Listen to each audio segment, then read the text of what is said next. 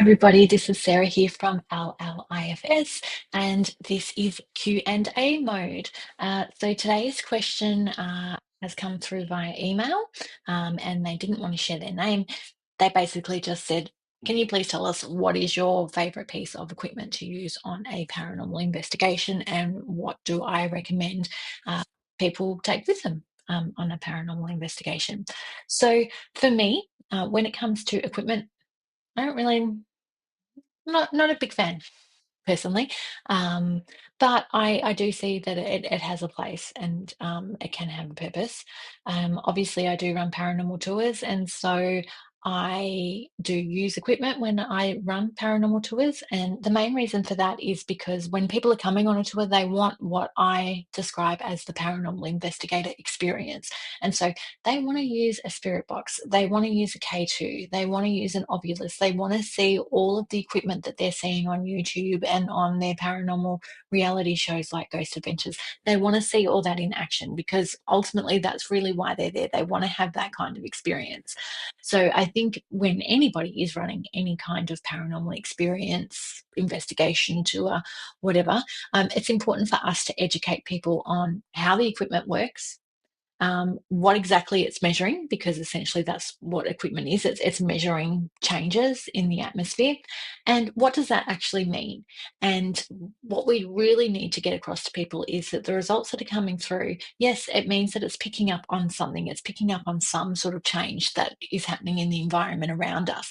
But does it mean that that's paranormal? And that's where we actually have to use what I believe is the most important piece of equipment that you have, and that is your brain.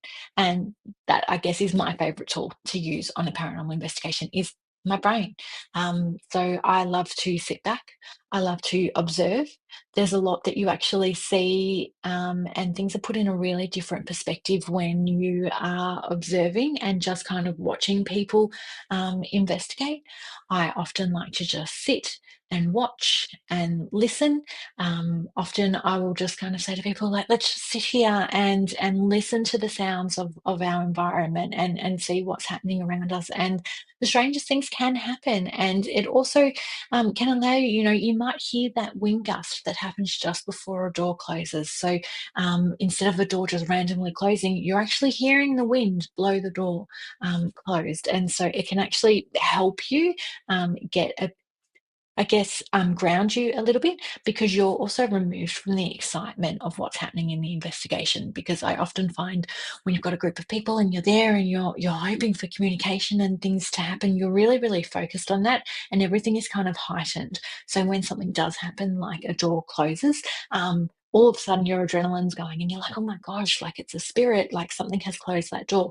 But when you're the person, I guess, that's sitting back, sometimes you're actually getting the full picture of everything that is happening, and it's quite different when you can sit and be in that position. So uh, that's my favorite tool to use, is my brain. So what I would recommend when you're going on a paranormal investigation is probably one of the best tools that you could have, would be something like a mobile phone.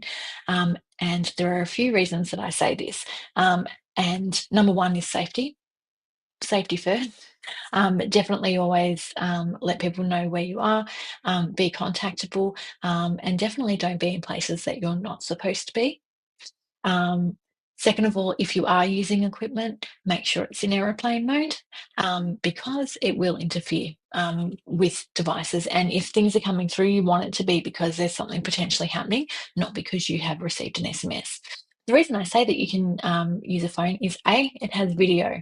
So if you aren't in the position where you can sit back and watch everything that's going on, you can actually film everything that's going on. And if you have your phone set up on a tripod, or even a camera set up on a tripod, just filming everything, you can kind of see everything as it happens. And so if there is an experience or something that happens, you can go back and then you can actually see everything leading up to it and everything happening afterwards.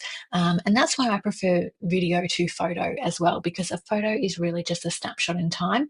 You're not seeing what's happening leading up to it, and you're not seeing what's happening afterwards. And that's why photos can be somewhat unreliable. The other thing that's really great about the phones is they also have voice recorder software on there. So you can do what we all know to be EVP sessions. You don't necessarily have to have one of those old digital recorders that make the crackling noise. Yes, it gives that nice spooky environment, but the quality is really bad. And the reason that people like to use these is because the quality is quite bad, it can actually trick your brain into thinking that you're hearing things that aren't necessarily there. There are other reasons that people like to use these, but you don't have to use these and pay thousands of dollars to get them either, because a lot of these are really hard to get. You can record great quality voice recordings from your phone.